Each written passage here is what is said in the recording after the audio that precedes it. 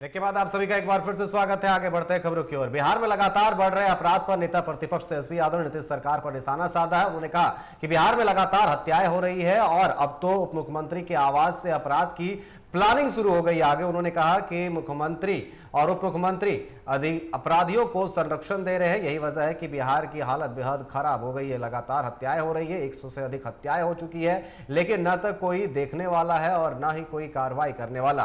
साथ ही कहा कि मैं तो पहले से ही कह रहा हूं कि अपराधी विजयी और सम्राट हो चुके हैं।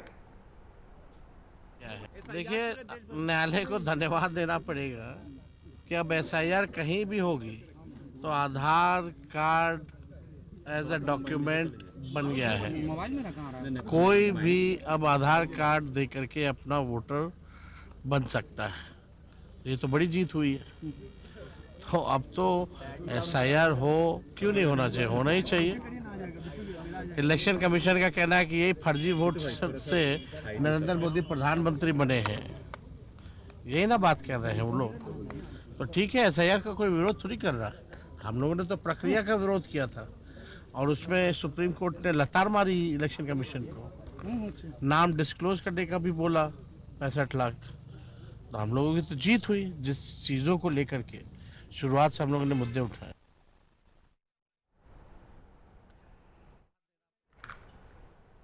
और इस पर अधिक जानकारी के लिए हमारे साथ पटना से संवाददाता राजीव कमल हमारे साथ जुड़ चुके हैं। राजीव, जिस तरीके से एसआईआर को लेकर के अपराध पर तेजस्वी यादव ने मौजूदा सरकार और दोनों डिप्टी सीएम पर निशाना साधा है, कहा है कि अब तो संरक्षण दिया जा रहा है अपराधियों को।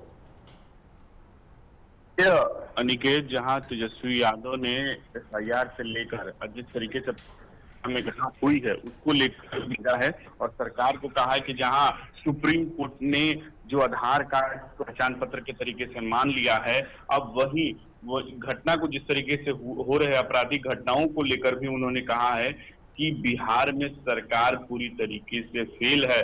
उप मुख्यमंत्री अपराधियों को संरक्षण दे रहे हैं, इसीलिए बिहार में हालात बदतर होते जा रहे हैं। लगातार हत्याएं हो रही है, 100 से अधिक हत्याएं हो चुकी हैं और भी आगे भी देखने को मिलेगा। उन्होंने ये कहा कि देखिए, जो ये सरकार चला रहे हैं, एक तरीके से सब जो मुख्यमंत्री हैं दोनों अपराधियों को संरक्षण देने वाले हैं। तो तेजस्वी यादव ने बड़ा हमला बोला है और कहा है कि एसआईआर हो या अपराधी बिहार में जिस तरीके से ये एक तरीके से वोट चोरी करें या तो आपराधिक घटना जिस तरीके से बिहार में बढ़ रही है, सब एक तरीके से इनके संरक्षण में हो रहा है। अनिकेत जी बिल्कुल, आपका बहुत बहुत धन्यवाद हमारे साथ जुड़ने के लिए और तमाम जानकारी देने के लिए।